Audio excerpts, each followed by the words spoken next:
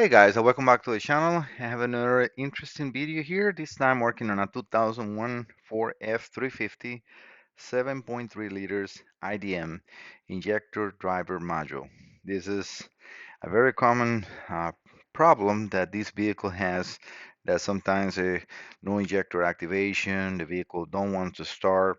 So I want to start first by giving some advice. Again, I'm a technician, not only repairing the computers, but I also like to share information so I can guide the technicians and the customers that are sending this to me and what this they can perform when they are working with this type of vehicles. Again, this is a diesel engine. Let me just show you the casing. This is the case of that computer, and as you can see, a lot of corrosion. Not uncommon, no water inside here. One only position that is very problematic is that little hole you can see right there. You see how I can see my keyboard? That is exposed. So water can definitely enter here and damage the components. So yes, if you see rust around, send the module to me and I check and make sure it's fine. Before you can also do a few tests that I want to share with you. So let me start the screen recording. All right, guys, I got the screen recording. These are the pinouts. It's very basic module. This has 8 injectors. It has 2 power sources for a bank of injectors. So 4 injectors will have its own power going through this same module. So this will provide the power for the injector and the ground activation. So this is in full control of everything. And that's why if I see the other side, I'll show you the other side, you can see that this is a very robust, very, very strong module. Very hard to burn, but it can happen.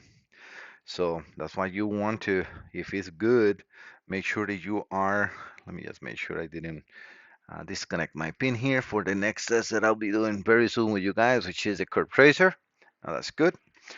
All right, so make sure that you send it over to check and make sure that you always check your components. So this system uses um, oil pressure injectors. So you will see if I go over to the actual schematic right here. So this is kind of like the oil pressure oil flow, the high pressure oil flow for these 7.3 liters, as you can see here. So we have the high pressure oil pump that will pressurize through these lines a gallery of oil for the injectors,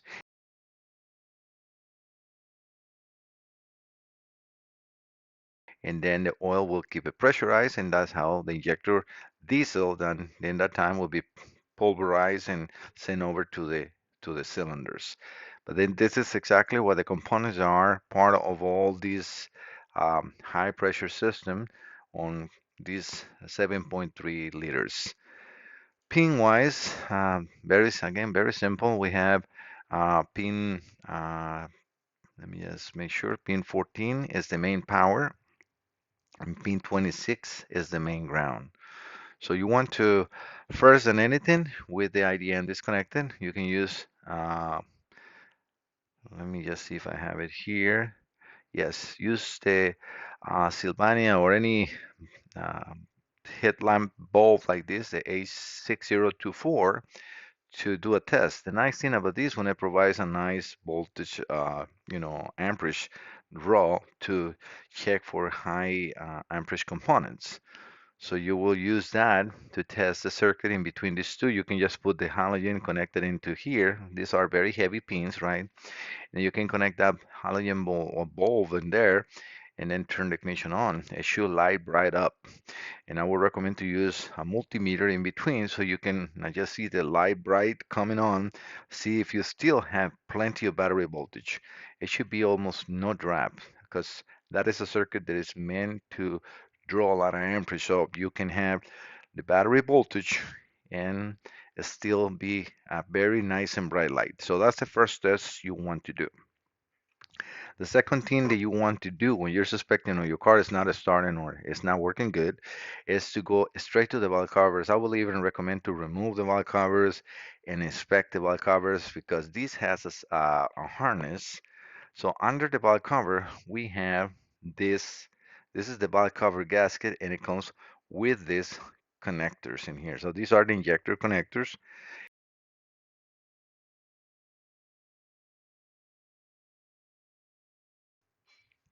You have to check this. I will recommend everybody that is having problems with these cars to immediately remove the valve covers.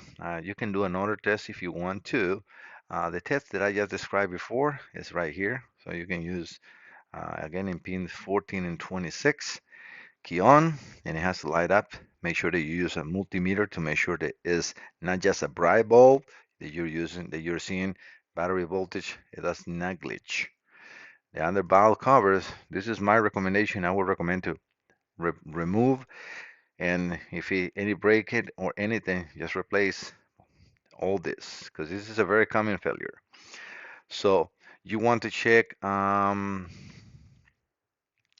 at the valve cover. You can do this without removing the valve covers. You can find out if you have a problem right in here.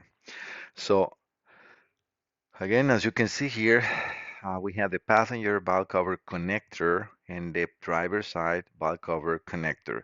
And pins E is what the voltage will come in into from the harness, right? That the vehicle harness, and then it will send the activations of each injector, as I said here, injector 1, 3, 5, 7, and injector 2, 4, 6, and 8, right? So what you can do here is using a 20 amp 10 amp fuse because you're just going to be activating or not really activating, but you were looking for voltage, but you want to make sure that you use a fuse test lead connected to battery voltage, and you will be supplying voltage here. And then on the other side, you're going to use your multimeter. You can use a test lab if you want to make sure that is indeed able to pull down. So you will put a test light to ground. You can use the same halogen bulb in here. It will not affect anything because all you're doing in right here will be providing power through the injector and now through that test light. And the test light is the one that will provide ground. And since you're using a test light, again, the halogen bulb, the H6024, is a test light here, right? Because, I mean, it's just a high amperage test light. But you want to make sure that you can see that and see what the voltage drop is. If you are, like in this case for this customer, let me go over to his folder. We can see his faults. So he has faults in 1, 2, 4, and 5 injector. So if you have 1, 2, 4, and 5, all right, I had it open before. What you want to do is, okay, if you have 1, 2, 4, and 5, then you know that 7, 8, 6, and 3 are good. So do the test on 3 and 7 and then check 1 and 5. That should give you the same result. If it's a different result, you can immediately disregard the rest and start focusing on removing the valve covers, checking injectors. The injectors on test is very important as well. If you do this test and you find out that you have indeed a problem internally in the valve cover, it can be harness, it can be injectors, right? So we need to now understand how can we difference one from the other. All right, so you will remove the valve cover and now you will go straight to the injector to do the test. Is in injectors, the ohms or the resistance value for this one goes from 1.5 to 3.5 ohms. I would recommend you to do that test with the injectors cold. Again, you're going to compare the good ones to the bad ones. Again, we have this customer with 1, 2, 4, and 5. So use one of the good injectors as your known good and check the other 4 injectors that you have problems with. No injectors are giving you any problems, okay, well then it's the harness. But the next thing that you want to do before you just do cold is also to apply heat. So use a heat gun. You can use a thermocoupler to make sure that you're not, overheating the injectors, because you can, apply up to 240, 220 Fahrenheit. Remember, those engines get very hot. And this is inside the engine, so this is not a component that you can be afraid to put some heat on. Don't. All this harness, all this is meant to be with the oil on the engine that gets up to those temperatures. So you need to check up to that temperature as well. So do the test with the injector cold and do the test with injector hot and record the values. Again, you're going to be doing the test on the good injector and use those values and compare it to the injectors you got the problems. If the values are close, in order to be an open, it has to go up to mega ohms. Let's say, if you had 3.5 ohms and it goes up to, I don't know, 40 ohms, it can increase the resistance and it will go to high amperage or low amperage, but not open. And open is only because a very, very high resistance. Short, very, very low resistance, right? So that's what I'm trying to give the directions in here. So let me make sure I didn't forget to say anything. You can perform the same test, if you do the test of the valve covers and everything is showing as good in there, but you know that you can reset that volt every time you try to crank, or it's a no start, right? So if you test at the valve covers and everything is checking good, well, then now you can move on to the IDM connector, and you're going to perform the same test. You will connect back the connectors from the IDM over to the valve covers and do the test. If it changes, something changes, you know that you have a problem in the harnessing between the IDM and the valve covers. You can also, if you want, that's another test you can do is keep those disconnected. If we go back to here, this is the back cover connector. If you go to the harness side, where will this be connecting to, you can perform the same test. You can use a voltage and apply a voltage, use a test light to ground, and then go to each pin. If you don't want to do that and you want to keep using the same test that I just showed you and you can use, then connect everything back and do the test now at the back cover with the halogen bulb, with providing voltage and seeing the voltage drop. If it's something in there that is not as it was before in the valve covers, it's a harness. And now you can see, okay, do I have a problem on 1, 2, 4, and 5? Yes, that is exactly the same failure. Not in the valve covers, but now in the connector in here. Well, that's where your problem is. All right, so because this is very important, this can save you a lot of time. It can save time to send a module that is not necessarily wrong. But if you want to send it over, just because it looks corroded and you want to make sure, because even if this passes the test, I will still recommend to send a module for me to check it out, because there is big capacitors in here that will need to be replaced. The module itself will need all these thermal paste to be reinstalled. I mean, this is 2001, 22 years, almost 24 years there. So yes, you want to make sure that you change that, you clean, you reseal the entire unit.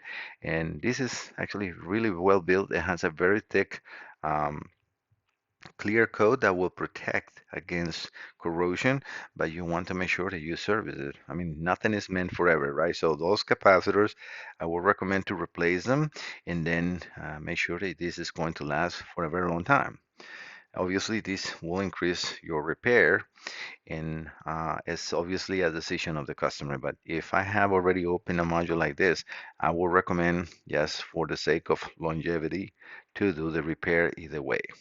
All right, so now going into the actual test on the computer. All right, so I have the curve tracer set up.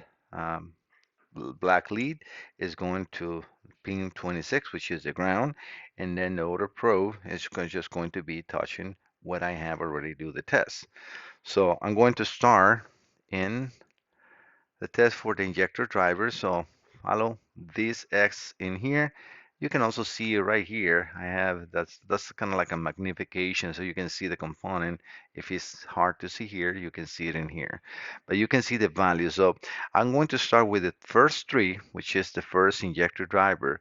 But what I want you to see is I'm going to be touching not just the same one, because I mean, obviously, if I touch in here, if I go to the same point, it should look exactly the same, and it does, right? So it's exactly the same as we see. So look at the yellow line, and when I touch that, it disappears because it's now behind the red line. Hopefully you can see that in high definition TV or in your phone that the yellow is behind the red. So what I want to do is now use that same value to check the next driver and look for the same result. It is. And if I check the next driver, it's giving me the same result.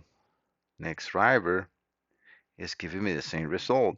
This driver will have the pin in different position, but I know it's this right here, so the same result. Same, same, and the same. So that pin on all the drivers is giving me the same result, which is mean it's good. If I move now to pin 2 or test point 1, again, it's now the middle of this driver here. So if I touch this, you can see that it's exactly the same. If I go here, same, same, same. I'm going a little fast because now you guys by now should be picking up what this is about.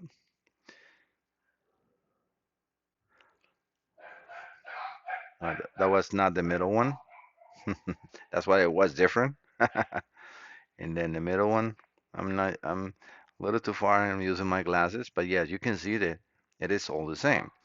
So I'm going now to test point 2, which is, the third test pin, and you can see it's different. So we're going to be doing here, same, same exact signature, same, the same. This will be here, exactly exactly the same,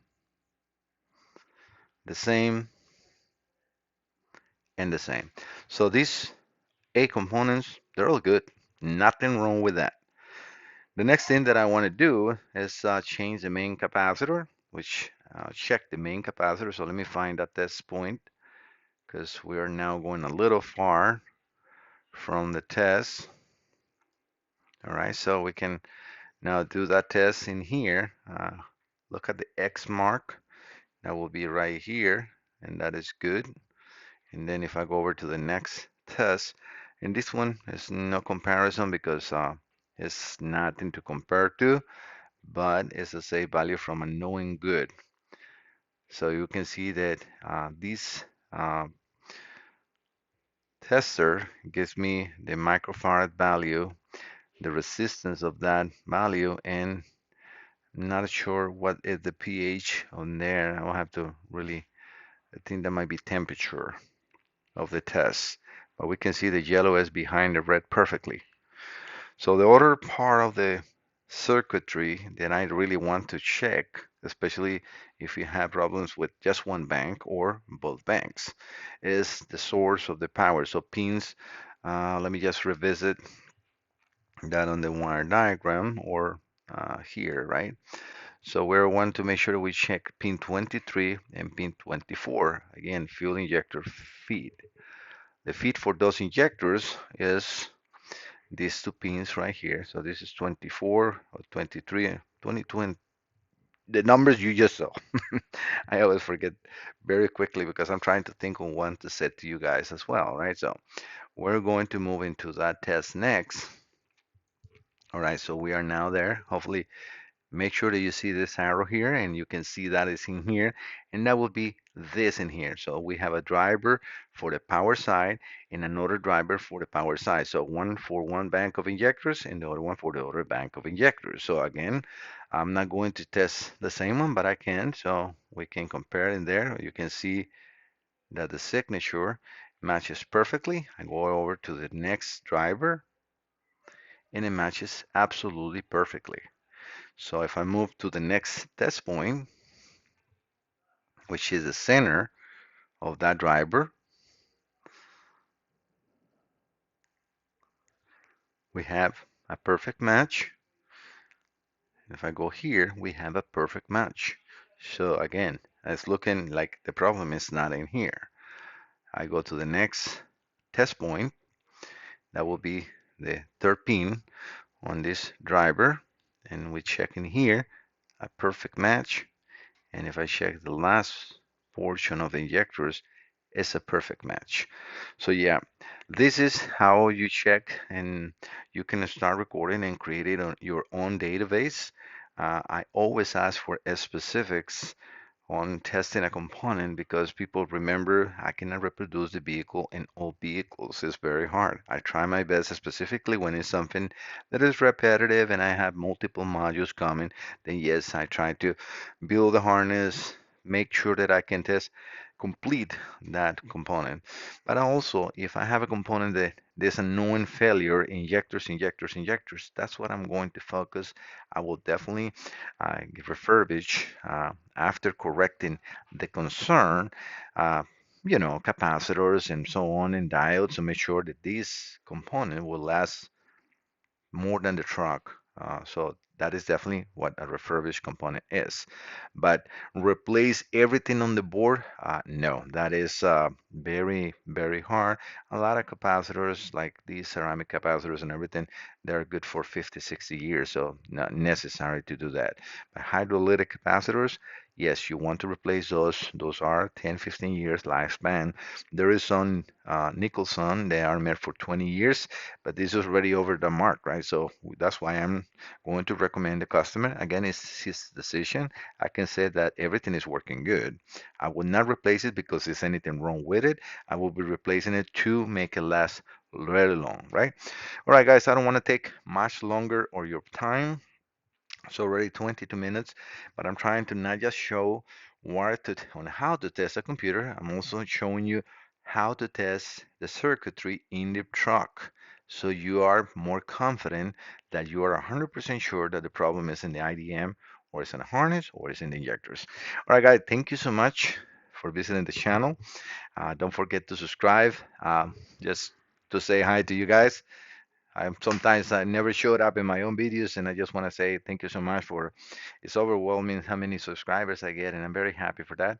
I try to share as much as I can my knowledge, and also respond as much as I can questions. Remember, I am only one person, so it's very hard to keep up with everything, but I try my best. So please give me a little chance if I have not responded right away because I am doing so many different things. But I am always looking forward to help people. This is something I really enjoy, and that's what I'm sharing all this information. All right, guys. Again, thank you so much for subscribe. See you next time. Bye bye.